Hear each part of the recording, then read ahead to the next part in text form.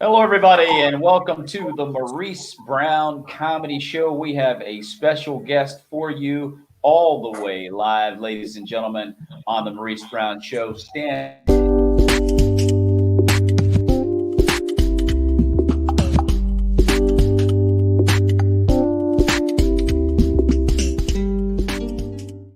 Ladies and gentlemen, welcome all the way live from Atlanta, Georgia.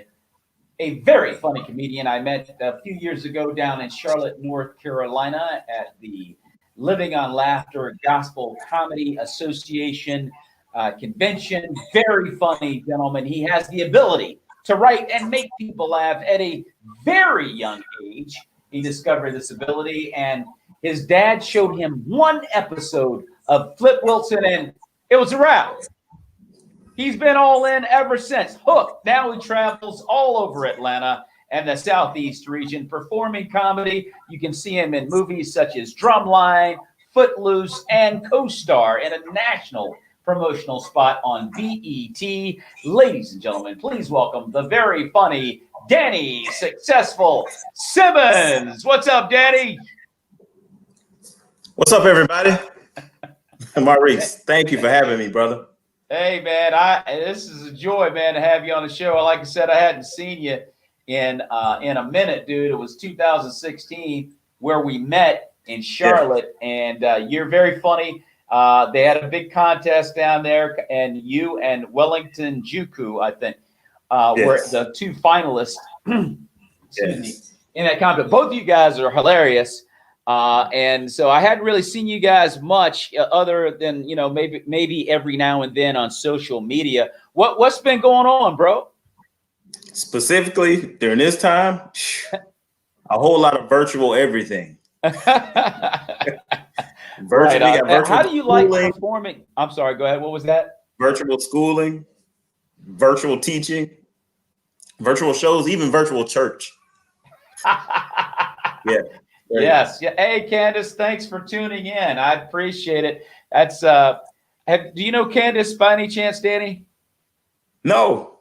Candace Kirkpatrick is a part of a crime faith-based series on PureFlix called Vindication. I don't know if you're aware of that show or if you've ever seen it or not, but it's one of the hottest shows on the faith-based platform right now. It's called Vindication. You can watch it on PureFlix. Season 1, they're filming season 2 as we speak down in Dallas, Texas right now. So you got to check it out. But yeah, Danny, so what do you think about performing on the Zoom platform?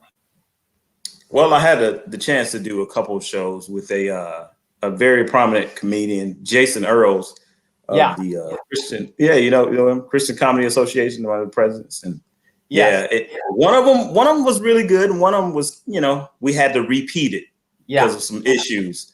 Okay. But okay. I don't prefer them, but I believe this is how it's going to be, so I'm going to have to adjust. I think comedy's changed forever.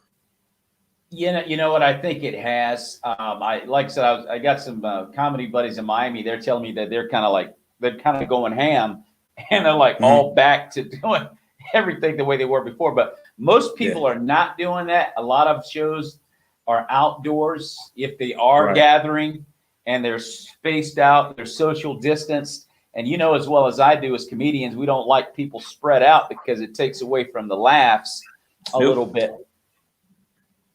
So it's difficult, when you're looking at from that standpoint. Have you done any outdoor shows down in Atlanta? I've not done any outdoor shows, but I like to. There's a all boys school that I partner with, Hills Academy, and it's for me. We do a semi-annual show. Usually it's a fundraiser show, and we were talking about planning something like that before the end of this season. So hopefully we can get that together, because we had to cancel a couple of those shows this year. My last time on stage was in March, specifically. So same for me. The same for me. I was down in Miami. I did like 2 weeks, came back to DC and did one more week. And the next thing you know, COVID-19 shut everything down. I have not been on stage since. And it's a bad feeling, man, because, the virtual stuff, it took me a while to warm up to the virtual platform. You know, and all my comedy friends were like, "Oh, you got to do it. You got the faces are on the laptop. It's not that bad." You know, and I tried it. It's not that bad. It's not the same thing. I know that there's nothing. I know, but there's nothing like live performances. Candace, you're Nothing 100% like it. correct, and you got Yes. to be back on stage before you know it in front of packed houses. Well, amen to that, Candace. God bless you for sharing some positive news with us because we can't stand it. You get some people that never tried comedy and they tried it on the virtual platform, Danny, and they go, "I did it. I finally did Yes, stand up yes. comedy." No, you didn't do stand up comedy. Not in its purest form. No, no, no. Mm-mm. No, you didn't do it at all. You got an idea. You have no idea what stand up comedy is like. So, because when you tell the jokes, it's like you have to wait 2 or 3 seconds for them to respond back with the laughter. Right, right. And it takes a while to kind of get used to that.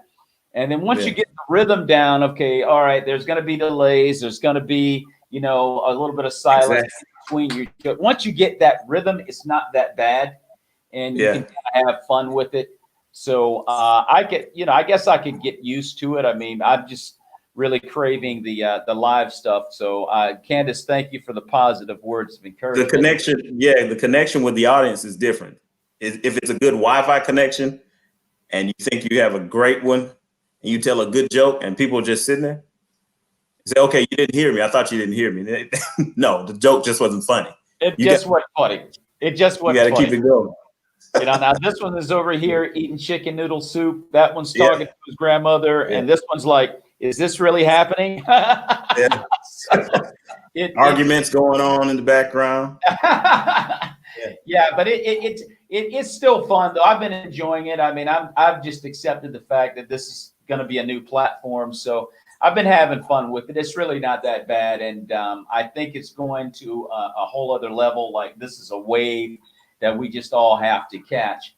Now I know that you are a Christian comedian and you do a lot of comedy in churches. What do you think comedy in churches is starting to be more welcome now than it used to be? I think maybe it's funny because for whatever reason, the hardest people to make laugh is people in church. Yes. Like laughter is not supposed to be in church. They already come. No. It's supposed to be serious and stuff. No, man. God created laughter, man. He did. I think it might be catching on. I know specifically, I did a gig that was in a church that I believe they never had the comedy in it before. It was like 100-year-old church. Yeah. Since then, they have it every year, so I think it's catching on. Yeah, I mean, I think that some churches are, reluctant to laugh because they think that they're sinning if they laugh at certain jokes. You know, and they're just regular jokes. It's nothing to analyze here. It's not a sin to laugh. I mean, after all, we're not using profanity. We're just talking about everyday life, and people get angry about it sometimes for whatever reason, and you kind of struggle. Like, have you ever had a heckler in a church? Oh man, I had a 3-year-old heckler. 3 years old. Okay. That was the last time I brought my little daughter to the church to see me perform anyway. But is that right? Hey, what's up? No, Mike? man. What's going on, bro? I'm particularly dealing with hecklers. Yeah. At first, it would stop me because I'm a little ADD-ish, and I get distracted easily. But I broke them down into groups. I know there's either somebody talking to me or somebody back there in the back talking. Yeah. I think the people in the back there talking get me the most. Because I might have something to say to this person who's saying to me, something I wrote just to say back to him. Yeah. Not necessarily make him the show, but, let him know, hey, I have the mic and I will attack you with the mic. Yes. But people in the background, I'm like, oh, man, you came to see a show and you want to be whispering back there? It bugs me a little bit, but I have to get past it. Yeah. So, yeah. So laughter is a gift from God. The science of laughter proves that God intends it for our benefit. Thank you, Dave. Yeah. That's very true. Totally agree Jesus, with that. And Jesus God had a loves good that. punchline with the needle through the eye through the needle. The Yeah, camera needle. Yeah. Comedy.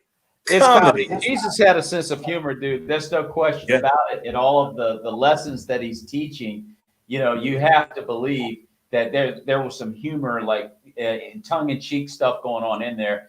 And then Yeah. Candace says God made us, so he definitely has a sense of humor.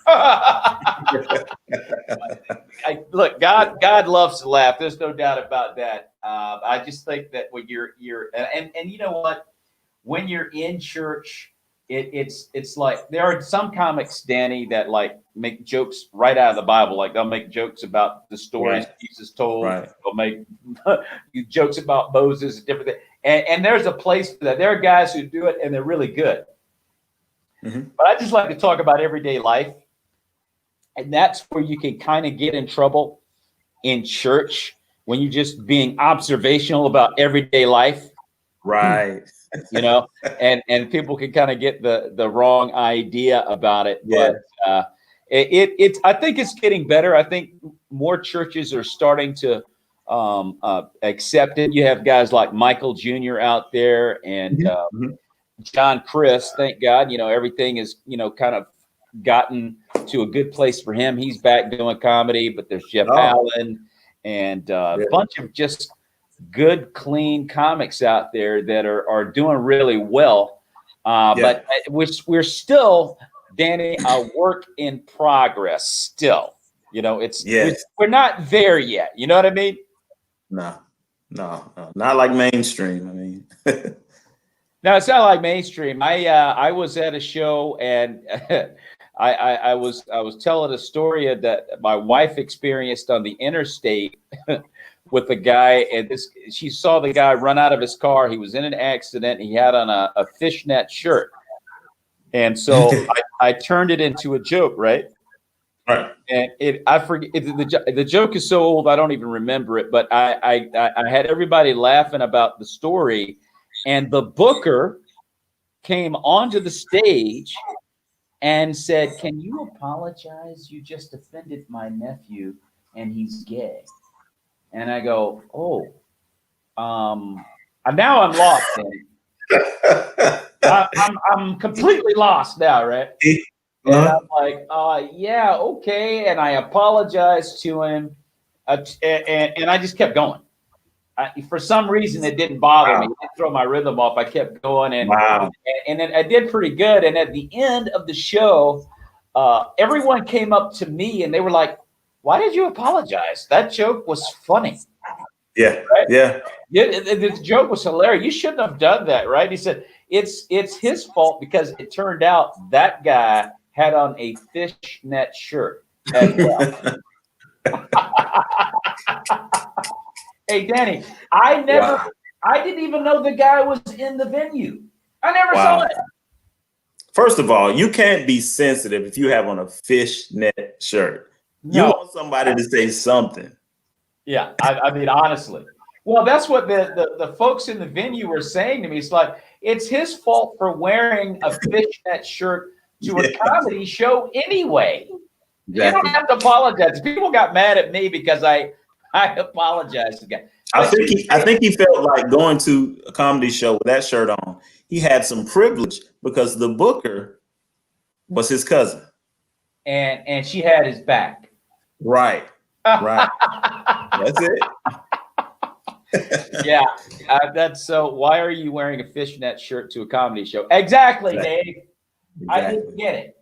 But that was, and I have never seen that in comedy. But it was a Christian event, okay? Mm-hmm. And you just find that there's more controversy a lot of times at a Christian event or a spoken word event. If you're a comic, the chances of you stepping into something that becomes controversial is kind of high. It's kind of high, you know. Right. I think for the most part, we all need to relax and just have a good time, and just enjoy the show. I did a show in Baltimore, and this lady got mad. I made a joke about the Cartoon Network. I said, "Why is it on?" It was a church show. This is a church show. Packed. Place is packed. And I'm talking about why is the Cartoon Network on 24 hours a day? I mean, is there any reason for that? I mean, is there a 5-year-old kid walking around with candy cigarettes? I mean, stressing about a test on shapes in the morning? Is that happening? This lady, she got mad. She said, "Hey, what's wrong with the Cartoon Network?" I went, "Oh, Wow. oh, man, Wow. it's okay. I mean, it's all good." I kind of played with her and went back there and gave her a high five, and she was like really mad. And then because I, played with her, she calmed down and we laughed it off, and I kept going. But she was ticked. I was like, "Oh man!" But you see all kinds of things at churches, man. At those type of shows, you see all types of things. Danny, do you ever perform at secular open mics? I do, not as much as I used to. Okay. Even before the pandemic. But I will always go with an objective, knowing that I'm not going to say or do anything or let anything affect me to the point to where I embarrass my family or, take myself out of character pretty much. Yeah. How do you, so when you're at those open mic, and you say you don't do them that much anymore, what about like a secular comedy club? Oh yeah. Yeah. Okay. Yeah. And, I do. Go ahead. Do you find it more difficult? And because I'm certain when I say secular, that means everybody else is using profanity, and you're the only clean guy in the place, and you're trying to represent, the Lord and doing your thing. How do you normally fare in those environments? Well, I've come to understand that funny is funny. There you go. That's it. Funny is funny. If you have to get the low-hanging fruit, that's on you and your position with God. But me, as far as me doing it, I never really had any problem with it. I just go there and I do me. And especially at open mics, I go there with an objective. I'm going to work on things. I don't like when there's some politics about it, and they'll let the internet people go up first or whatever. I'm usually in and out. I'm working on it. I hit more than one club. So yeah, I do it when I can. Yeah. And I'm not afraid of it. My foundation's solid. I'm going to go in there and do me, and that's it. Yeah. And the reason I asked is because, there are some faith-based comics that, just stay away from it, even almost like the plague. Some, not all. I know I go in with the mindset of, okay, how can I be a representative of the kingdom tonight without it being, judgmental, and right. I just try to fit in with everybody and hang out and talk and whatnot, and then let the routine speak for itself. But usually when I go to open mics in DC, I'm surrounded by guys that are super, super profane. Like they are like going in, Jack. And I'm like, man, okay, well, maybe at the end of the night, someone will, get, something positive out of me being, because I'm not preaching. I'm just talking about regular jokes. I just end my routine with, hey, look, may the peace. Thank you so much, everybody. May the peace of Christ be with you and your families. Have a good night. I always end like that, so they'll know, where I'm coming from.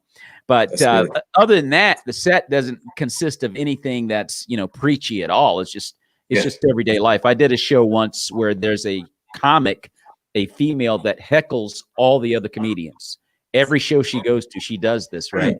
So I got on stage, and she walks in the door. I see her, and I'm thinking, oh, this is going to be bad. Oh boy, here we go.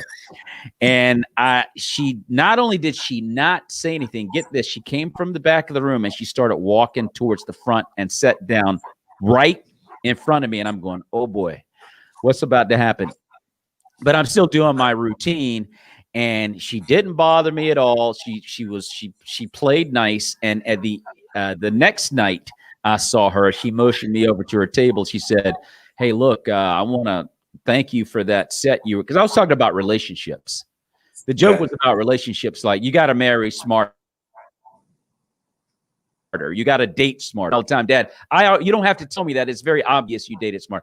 But so anyway, I was talking about all that type of stuff. And she said, listen, I'm in an abusive relationship. And I appreciate you talking about making, good choices and, who you're going to be with. I wish I had known that a long time ago. I mean, it just hit her like, you never know how you're going to affect somebody. You know what I mean, Right. Danny? I was shocked that went right down Main Street for her because she's suffering she's suffering domestic violence and abuse. And the set kind of like made all the difference for her for some reason. You just never know, Danny. You never know. I think famous quote by Martin Luther. He said, God doesn't write the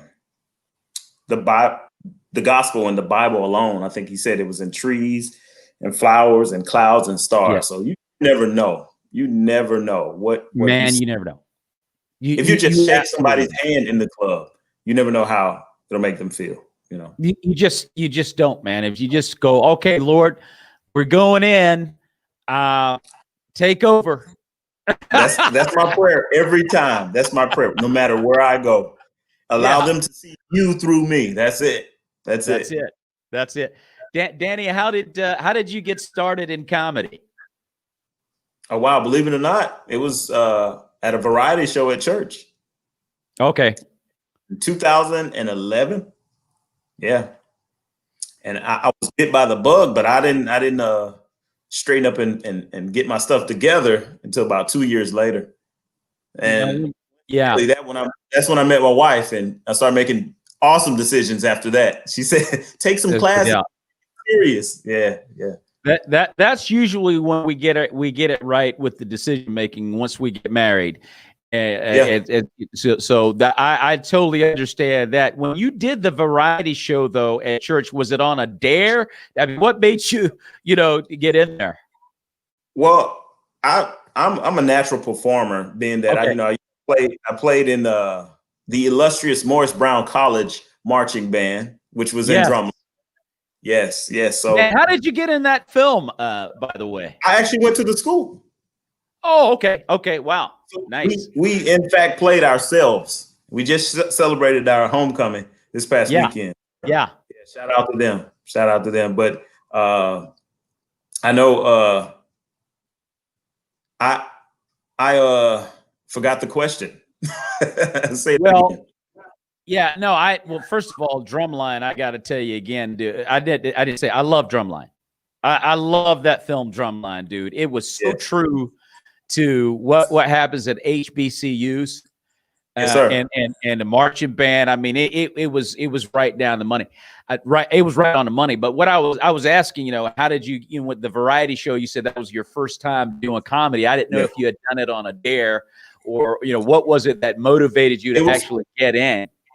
It was more of who was not going to do it, but me.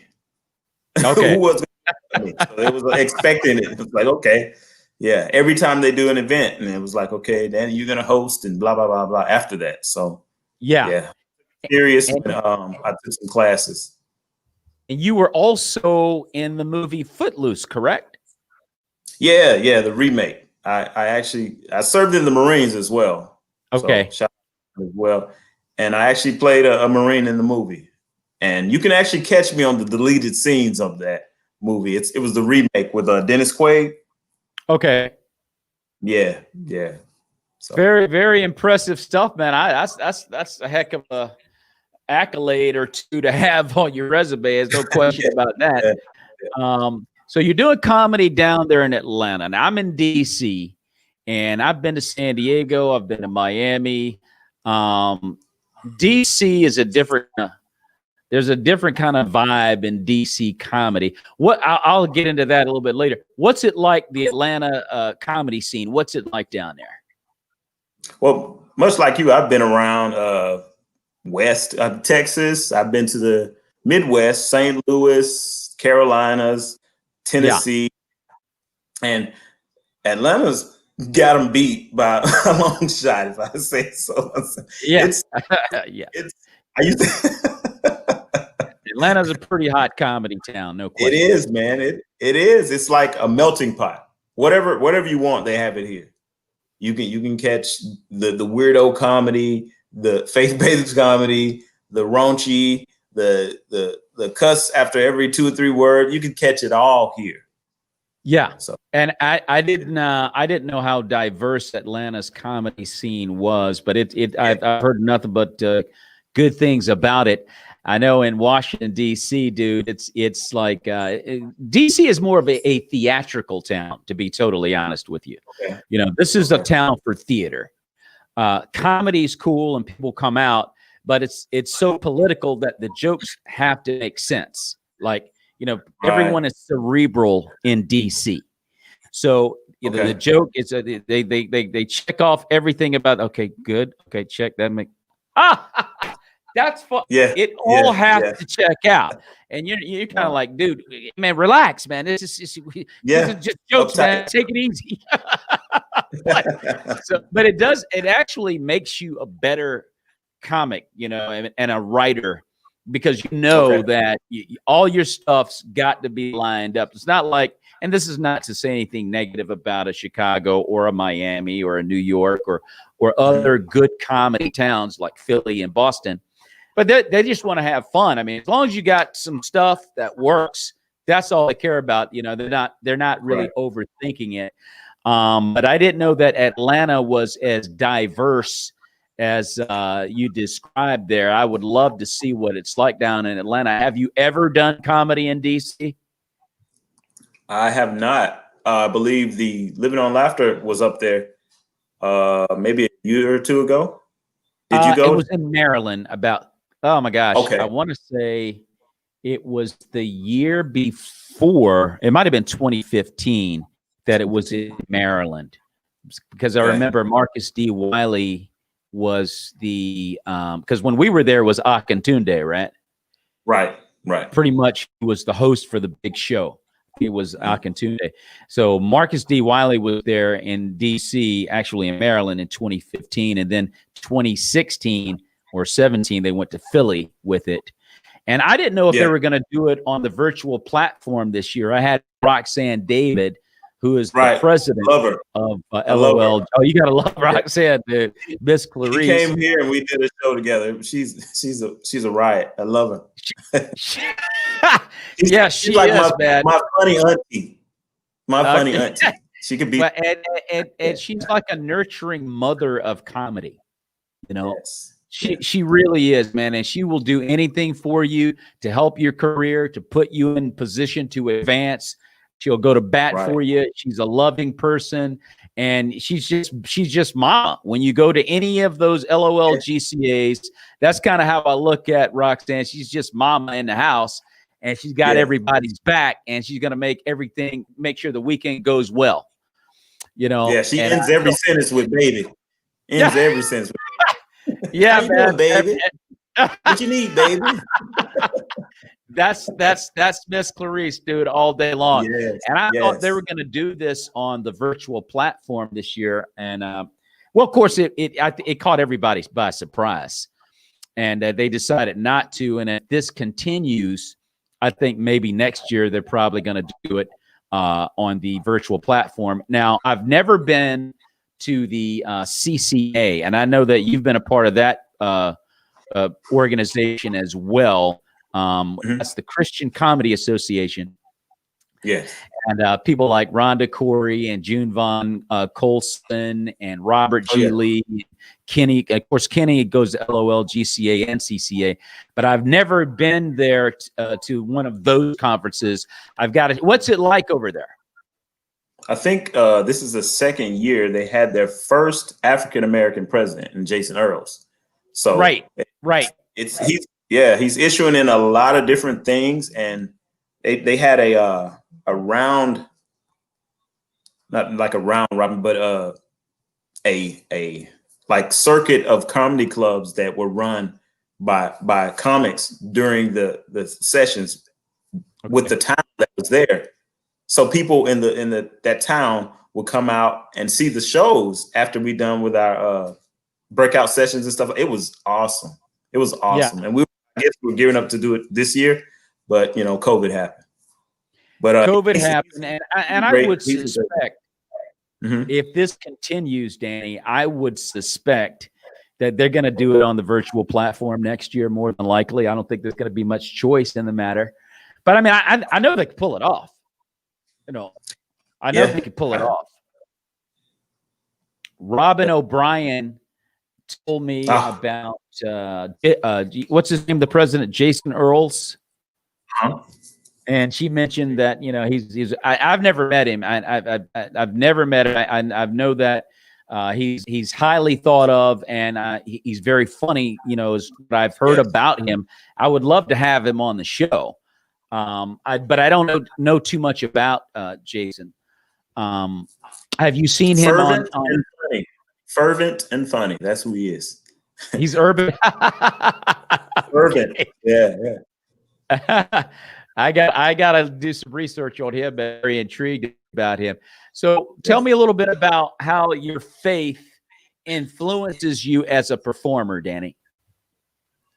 Well, it's more of an extension of what my life is now through Christ. So I look at it like I said, I do me, you know, I allow God to speak through me on stage. There's things I won't do. Right. I won't say, and there's places I won't go. You know, I just let God, Christ lead my decisions on what I'm going to do and all that stuff. Now, when you say there are places, when you say there are places you won't go, you mean there are like there's some subjects you won't address. I'm guessing. Right. If I can't make it funny off stage, pretty much I test everything out with my wife and my family. Yeah.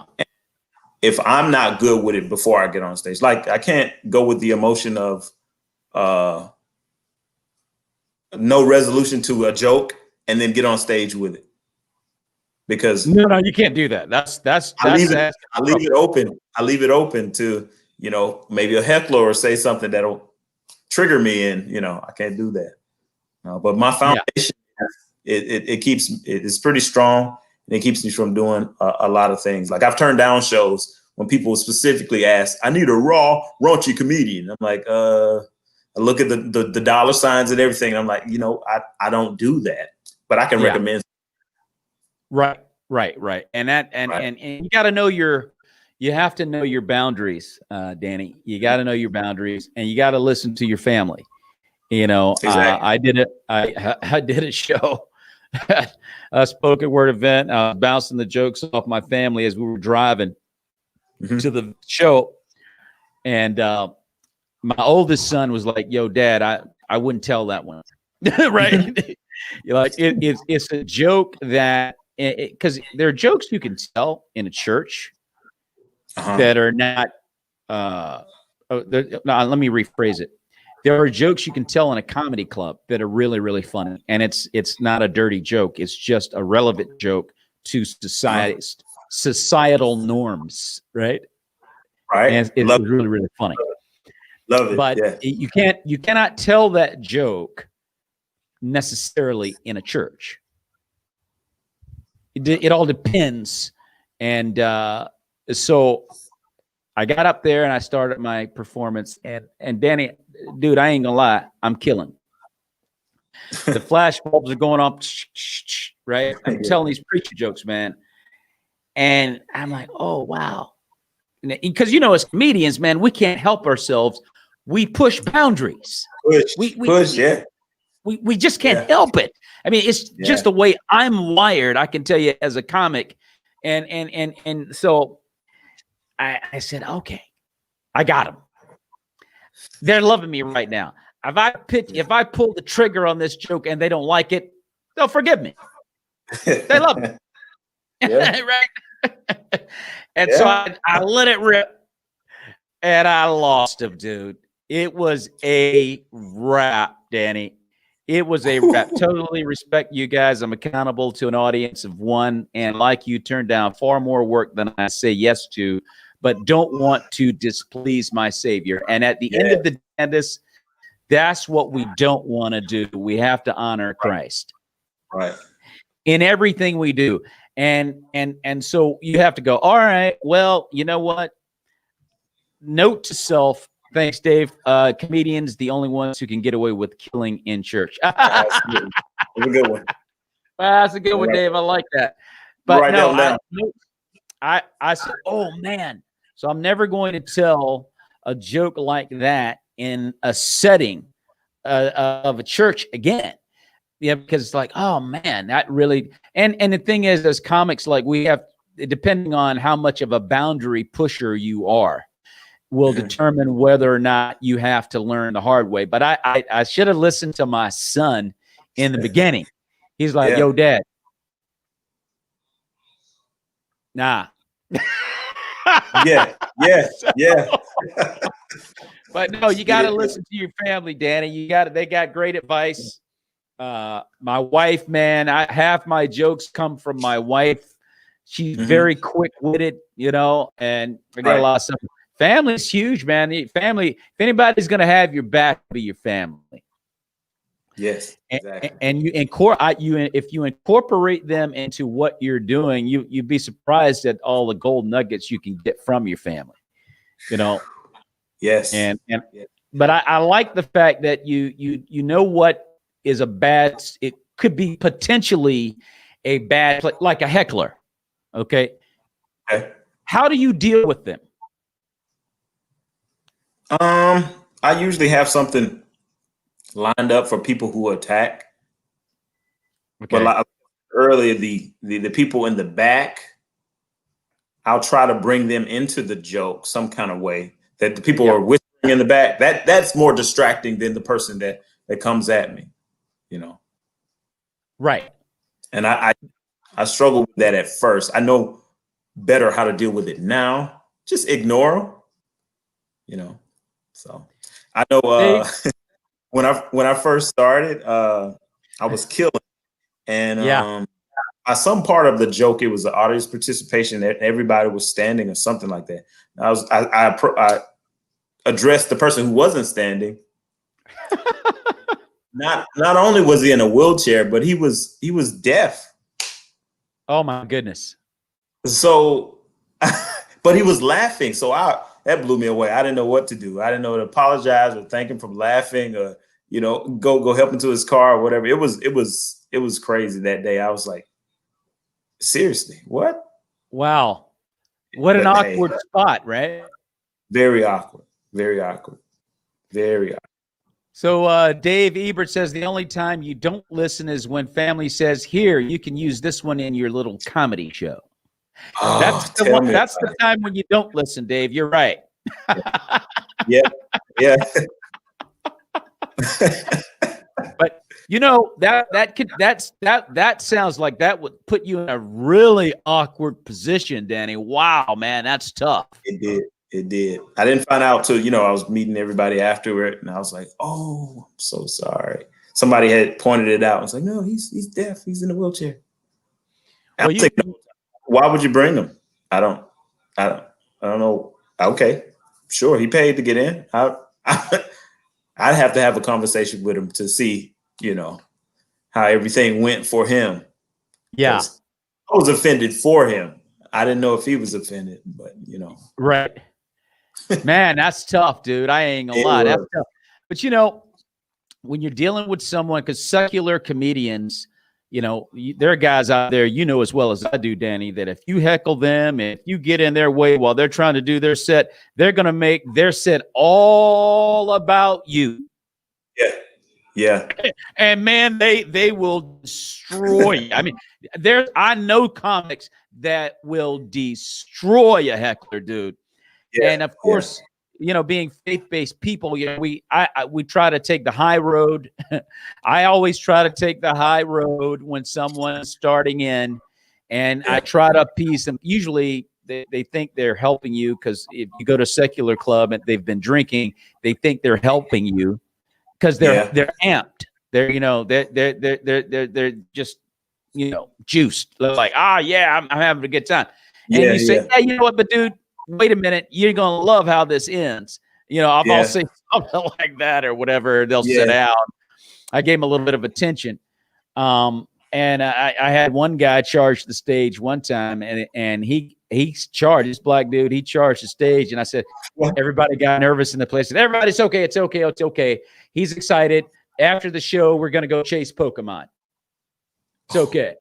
And everybody laughed. The whole place laughed. Yeah.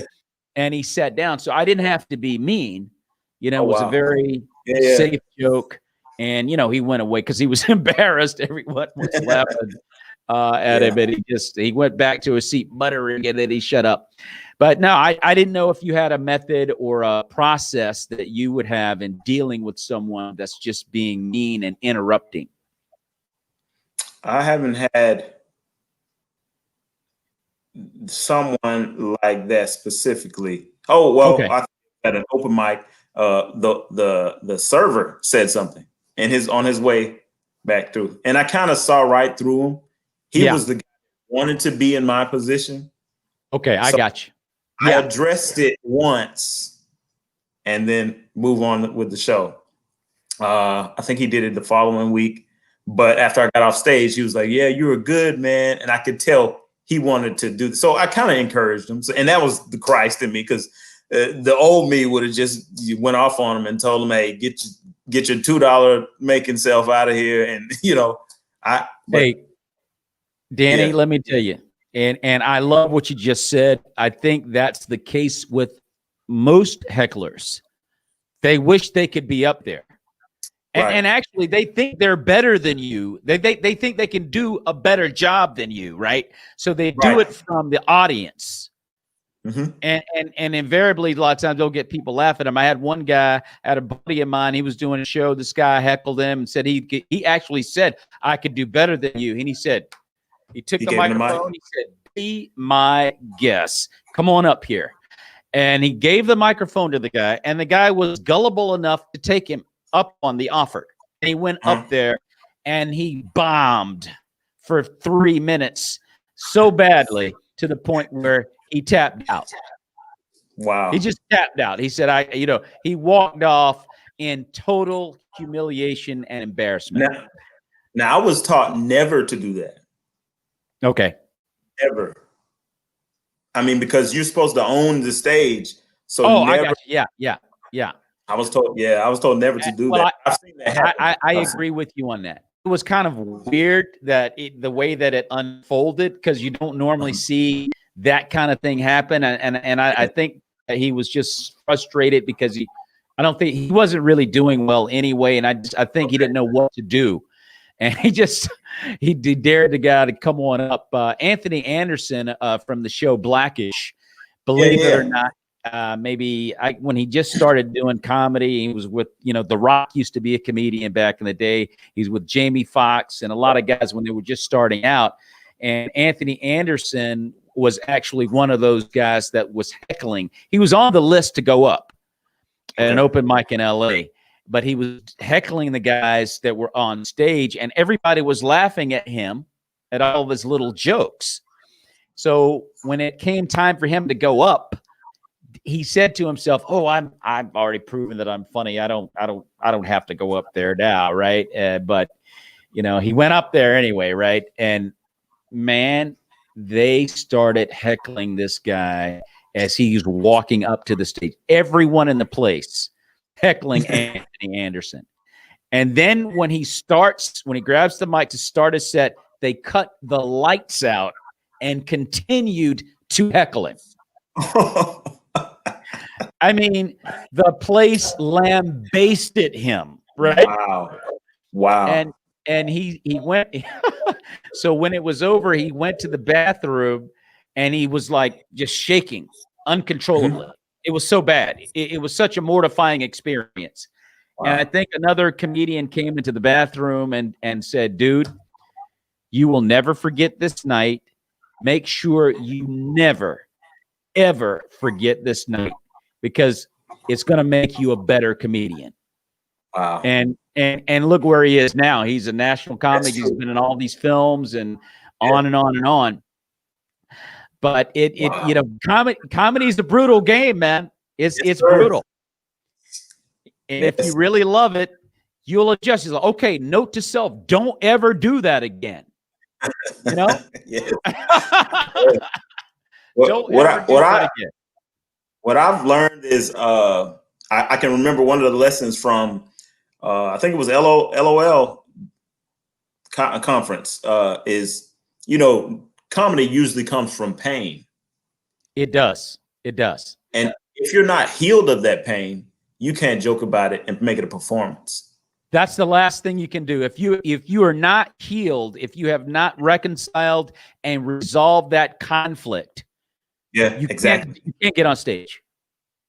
Right. It has to be reconciled within your heart and spirit. And as Kevin Scott Collier says, I pray for comics. They're working in times where it seems everyone is angry, easily offended by anything. You guys need to put on full spiritual armor. And Dave, I'm sorry, Kevin, you're 100% correct. You got to be prayed up when you go into these environments. We know who Christ is, and we know what we have to do that will give us the answer to deal with all of these different things that we're going to encounter in a godly manner. Right. We know what to do. And, so great words, Kevin. I mean, that's just something that we have to do. We got to be prayed up. And there's a lot of things. I like what you said, Danny, about, you got to get this stuff in your heart resolved, man. You got to get it resolved. It's a lot of bitter people who are comedians. Yes, there are. A lot of bitter people. Well, a lot of comics, Danny. I love what you're saying, because a lot of comics use comedy as therapy, right? And that's fine, but it's got to be resolved before you. It cannot be your literal psychiatrist couch. Yeah. You know what I mean? I think there has to be, like you said, some resolution to it. Like, I'm not going to pay for therapy for the rest of my life and not expect, not to get a resolution like, okay, I don't have to have this bill anymore because I'm done with it. But as far as, I can't address things that I'm not healed of or I haven't had any resolution to. No, you can't do it. I always tell my team that we need to be the gate through which Jesus enters the room, especially in situations where we won't be able to share the gospel from the stage. Great point, Dave. That's really good. Do you know Dave Ebert? He's a sketch comic. He does improv. Oh, now that's a different animal. That is a different animal, isn't it? I did it like twice. Yeah. Oh man, it's tough. A lot of sketch comics think that stand-up is more difficult. I think stand-up comedy is probably the most challenging art form that exists, but I am intimidated by sketch comedy. Like I'm like mesmerized, and I marvel at how they can just keep coming up with stuff like that on the spot. To me, that's hugely intimidating. I don't know how they do that.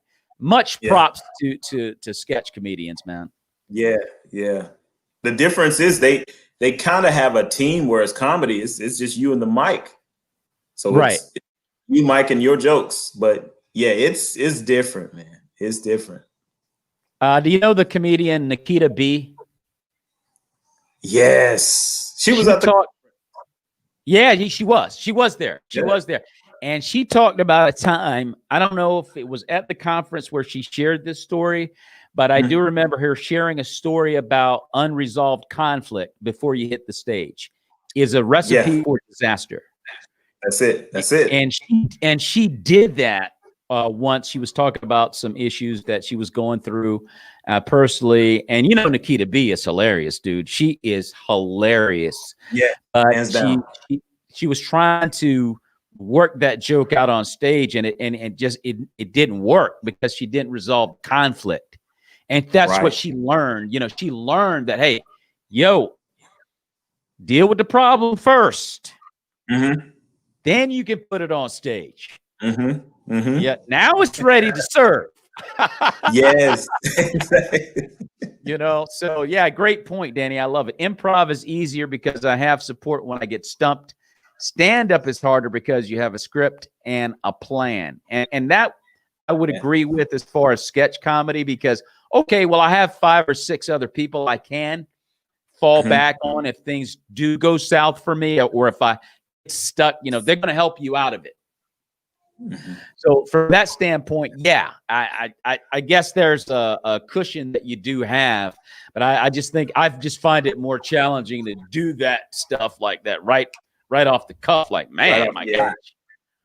Because I go to a lot of comedy shows sometimes, and the first or open mics, and the first half of the night is sketch comedy. The second half is stand-up. So I'm watching a lot of improv, and I'm studying these guys. I'm like, I'm just like blown away, man. I'm blown away by that kind of stuff. Let me ask you something, Denny, about bombing. What is your worst bombing experience on stage? Kind of goes along with the same point we're talking about. So there was a very prominent promoter that invited me to do a spot out of this club. I didn't know what the club was, but I was excited because he was one of the top guys. He invited me out. Yeah. And I wrote a joke on the way there. Talk about overconfident. Yeah. He chose me. Obviously, I can do what I want. So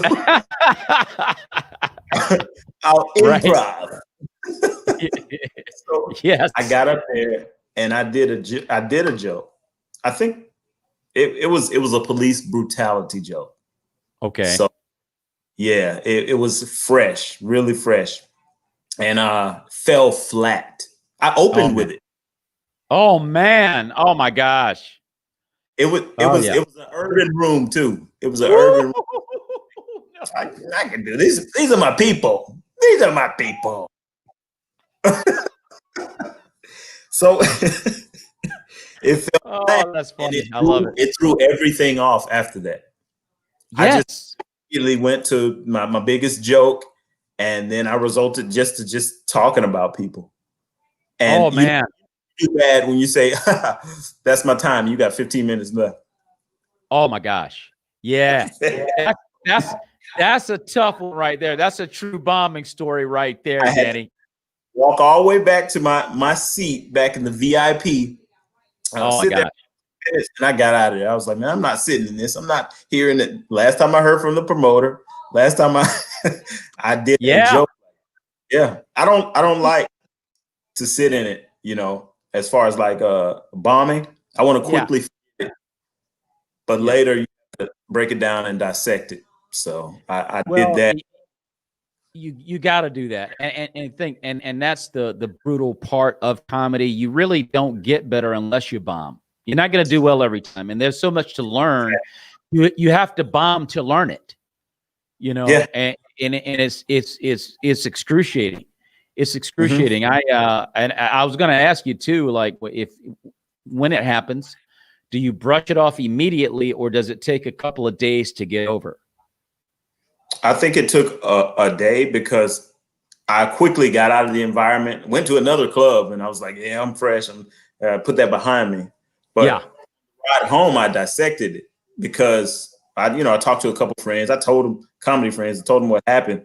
And I was explaining away what it was, like the stage was different from what I've experienced. They had lights in the floors, and why would they need lights in the floors? And I mean, I'm not an exotic dancing person. Why would they need that? I try to just explain it away, like, okay, that's why I bombed. That's what. But no, it's just, if I had any kind of advice to give my old self, was just stick to the plan that got you there. Don't deviate. Yeah, don't deviate. See, and that's a great lesson, and you gotta figure out, okay, because there's always a reason why you bombed. Yeah. And usually the reason is is like, I did something that it's not the audience's fault, it's my fault. And then I have to figure out what did I do wrong? And you got, because what you invariably what you want to do is interesting. When you were telling a story about how you led with the joke that you had wrote literally on the way to the show and it fell right off the table. Well, dude, that killed just about your entire set. Even though you had some funny stuff, you were immediately dismissed because the first one was bad. And ideally, when you come to a show, you know as well as I do, you want to hit the first 2 or 3. You want to kill. Yes. You want them to hit. Yes. Everybody's like, okay, now I can settle into some stuff.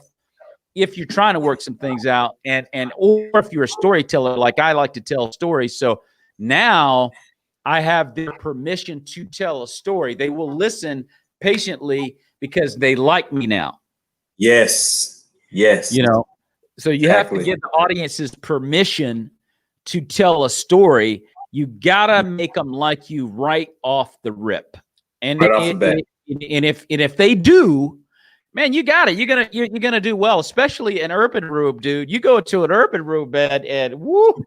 You know what I did? I went into an urban room. I had a buddy of mine. He invited me to his room. This is funny. The guy You didn't go with that chain on. I know you didn't go with that chain on in the urban room, did you? You know I did. Hey, dude, I went in there, dude, and I'm like, okay. Now I knew this guy. Get this, Danny. There's no names going to be said here. This guy's a Christian comic, so I thought. Okay. And I walk in the room, and dude, he was on stage, and he was, he was going in, and I'm going, and he's on the microphone, right, talking to everybody, and as soon as I walk in the door, hey, Maurice, what up, my main man? And it was followed by expletives. And I'm like, hey, everybody. Awkward. Yeah, awkward. So I'm like, oh man, so I'm performing here tonight. I don't have a problem. I'm going to do what I do anywhere. I just didn't expect that. Right. If he was doing that, you were his friend, so it almost set you up like, okay, more of what he was doing. Man, I got up there, Danny, and I just proceeded to bomb, Jack. I did like the first 4 minutes, man, I'm like bombing, dude. And then the last joke, you know what I did? I took a bad experience from another bombing experience and used that as a joke and killed the whole room, got the whole room. Wow. I literally flipped it. Yeah. And I just took a bad experience, because you got to be willing to talk about your bad experiences. Yep. You can't act like it never happened, and that's another thing about bombing too. It's like, you got to resolve the problem. It felt bad. It hurt. It was excruciating, but you know what? I deserved it. It was my fault. That's you have to laugh at it. You did it, you idiot. You did it. So I started turning those experiences into jokes, and it works really well. It really works really well. And so I'm the type of person, Danny, if I bomb, I'm going to go, I'm done with it.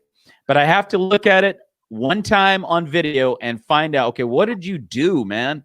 Why did why that happened? And then you find out what it is, and it hurts. But comedy is a brutal game, and you have to be willing to go through those experiences. And get this, Danny, I'm sure you'll agree with this. I don't care how good you become as a comedian, the element of bombing is never out of play. No, it's never out of play. No, it's like how do I equate this to what I guess driving.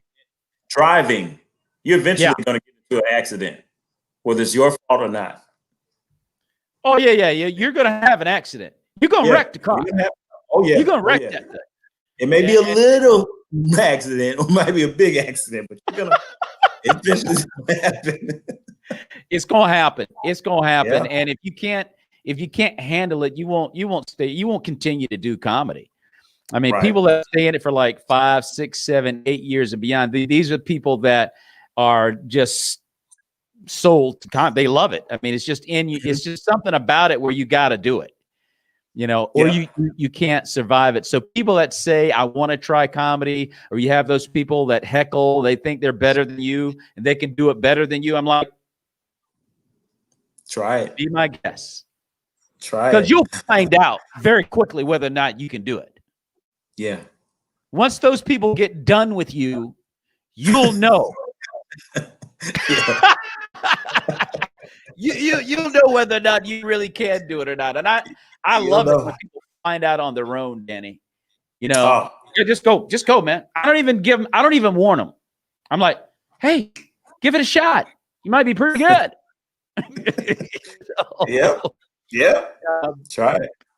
It's like being a husband. You can be an amazing husband, but your missus will get mad sometimes.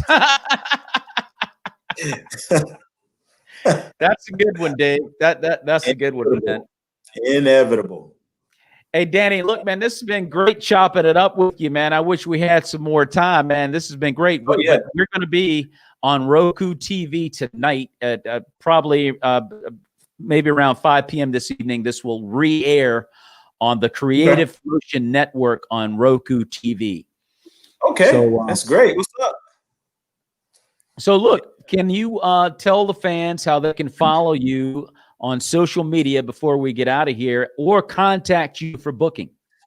I can do one better if they can read this. Okay. You can find you on Instagram at Danny Needs Funny, Facebook, Danny Successful Simmons, and also America Needs Funny, and on YouTube at Danny Successful Simmons. I would say that's it in a nutshell. Yeah. How about, do you have a website, Danny, where folks maybe can contact you? I'm working on rebuilding that right now, but also you can be on the big screen here December in a little film called Coming to America 2. Oh, no way. Yeah. I'm in a scene with Tracy Morgan. Oh, wow, dude, I love it. I love it. Yeah. When is the film going to be released, by the way? Are they still, because I know they were talking about, I've just heard a lot of talk about it. When is it going to be released? Amazon, and it's December. It's in December. I don't know if it's the 18th or the 3rd. Yeah. Okay. So, well, yeah, Danny's prepared, Brandon. He does not play. Do you? I love it. If you don't mind sharing, Danny, how were you able to get an appearance in this film with Eddie Murphy? Well, I do a lot of background work with a couple different casting companies. Yeah. I was blessed. I'll give you the story. So a lot of times when you're doing a lot of work, they'll have code names for particular shows to be on. And I found out for Coming to America, and I was submitting for all the stuff, submitting. Yeah. So busy with other stuff that when I got the email, I didn't realize that's what it was. And I reported to where I was supposed to go on Tyler Perry Studios, and it dawned on me. I said, wait, what's that code word again? And it was like, yeah, it's Coming to America 2. I was like, yes, God, thank you. I've been putting in, and then I found out it was a scene with him. And the story goes deeper in that we're like 12 people in the room, and people were antsy, and we were playing Uno and ready to go. The background. People were removing their costumes, and I kept mine on. Yeah. No, I will faith it till I make it. Y'all can actually pick up one of my shirts too. I can promote this. Faith it till I make it. Till you make it. And just contact me. You can get one of those. The PA came down and she said, I need 3 people who's ready right now. Okay. And I popped up, and I got to be in the scene. There's other people just undressed and unprepared. So if I can give a little takeaway, just always be prepared. Always be prepared. God will take care of it. Hey, Danny, the bottom line is you ain't scared. No, man. And no, man.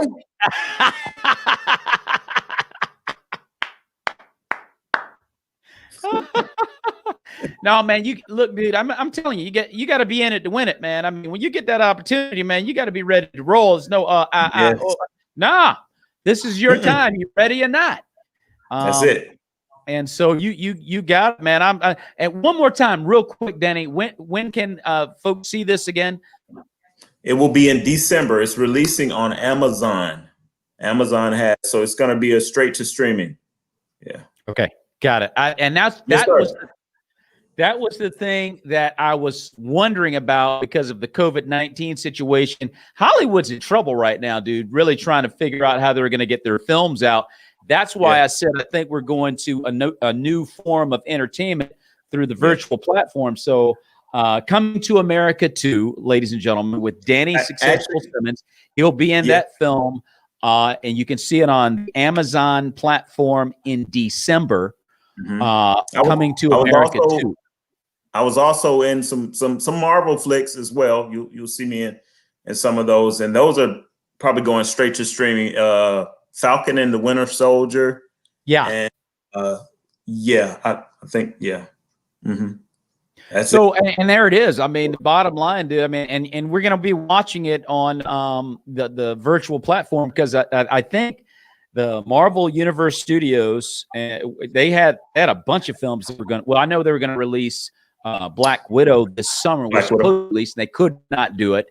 And I think there was one other Marvel film. It might be a DC film. It might have been Wonder Woman. I'm not sure which. I think I could be wrong, but I thought there was one other big film like that to be released this year, and it won't.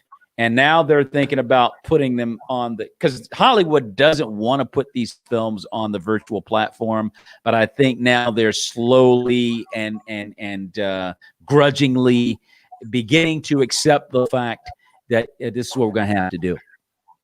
And I think people are going to watch it. Exactly. That's it. That's the name of the game, streaming. Streaming is the name of the new game. Looking forward to seeing Danny in action. Thank you, Lulu. And Danny, I want to thank you for being on the show. Thanks for hanging out and chopping it up with us, ladies and gentlemen. Danny Successful Simmons, all the way live from Atlanta, Georgia. You can see the replay of this episode tonight on Roku TV under the Creative Motion Network. Danny, thanks once again for being on the show, and may the peace of Christ be with you and your family, brother. Thank you. God bless you. Thank you. You as well. God bless you.